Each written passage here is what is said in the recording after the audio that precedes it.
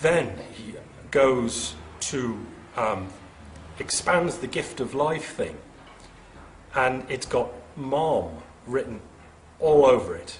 I'm saying this because I've brought it up before, that a lot of these people cannot bring themselves to say anything against, or go with antinatalism, or say anything against mom.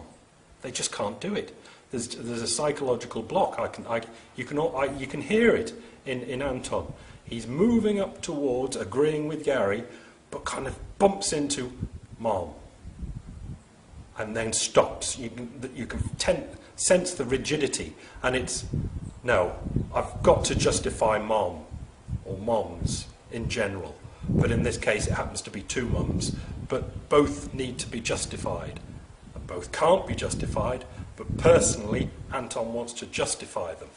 And Gary then takes on a huge scale, on the worldwide scale, mothering in general, or mothers in general. And you can see that the conversation is always happening this way. Gary on the general scale, and Anton coming from the personal. Goes through adoption and abortion, Professor Anton. Desperate tricks to try and throw a really big, complicated smoke screen up.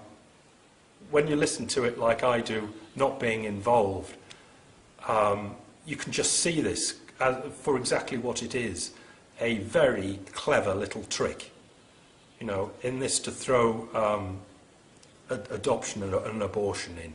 It's just so off the game that it was just, come on guys, you're with me, aren't you? You'll have a strong idea on abortion or adoption. Let's gang together and crush these mother haters. And I didn't like it. You know, I'll do that sort of thing, I'm sure. And I'm sure Professor Anton had no idea he was doing this. It was just coming out. Psychology it is. But this is what we were dealing with. Gary is often talking about that he's dealing with. People dealing in psychology when he's trying to deal in larger concepts of philosophy. And then Anton comes with guilt expiation, saying that the antinatalists are hitting this line because they feel guilty that they're not doing more for the world. Again, cruel's maybe a bit crude. It's not crude, but it's not a crude trick. It's a very clever trick to try and lay upon antinatalists that they have a psychological problem going on, and it's because they aren't doing enough in the world to make the world better that they're hitting up this antinatalism. Again, I'm sure Anton didn't think of this and go, ha, ha, ha, that'll get him. It's just a desperate brain, a desperate, clever brain, just comes up with this sort of stuff to protect itself and what it thinks it stands for, probably in the eyes of its peers. And again, hits up with, look, we've got to try and make do. And every time I hear that, I go, that is not clever. Some things you've come up with are a clever line, but if you're going to do with, we really must make the best of what we've got in a conversation with antinatalists, you just expect to be slapped upside the head. He says then that the antinatalists can't, I've written it this way, can't, don't or won't find meaning in life. Can't, don't or won't.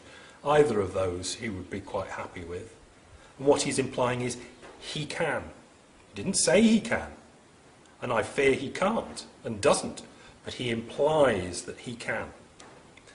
And he says that antinatalists choose to see more suffering in the world than beauty, implying that he sees more beauty in the world than suffering. Again, he doesn't say he does, and I suspect he doesn't, but he implies he does because he probably thinks his peers do. And I'd like to assure him that they probably don't. Goes on again with Stoicism, but throws in the fact that he and his peers recognise the shortcomings and flaws of existence. Again, we can see the suffering, we can empathise with the suffering, but we can rise above that, and with good food, friends and conversation, we can make do. It's very, very weak argumentation. When he comes out with the solid stuff, it's very weak. But when he comes out with the implications and the clever stuff, I bet that works better in the brains of his peers, or people he wants to influence, and presume that's why he's doing it.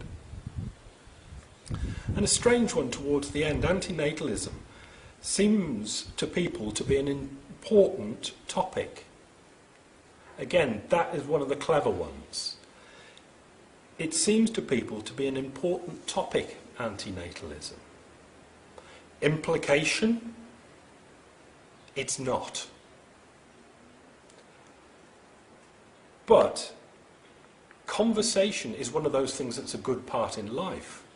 And he goes on to say, after people seem to think that antinatalism's a good topic of conversation, that's why he's doing it. He's doing it because he's making the best of life with his good food, good friends and good conversation. He's discussing it as part of his gourmet life thing. He's discussing it because it makes for good conversation. And that's why he's doing it. The whole thing was, I don't know, was it a half-an-hour video? It was extremely instructive. Because I listened to it on the YouTube and decided it would be good enough to put on my MP3 and then make notes. When dissected, Anton is completely right. It does make for very good conversation. And I thank him and Gary for having it, because I find it very entertaining indeed. It does help me make do in this world.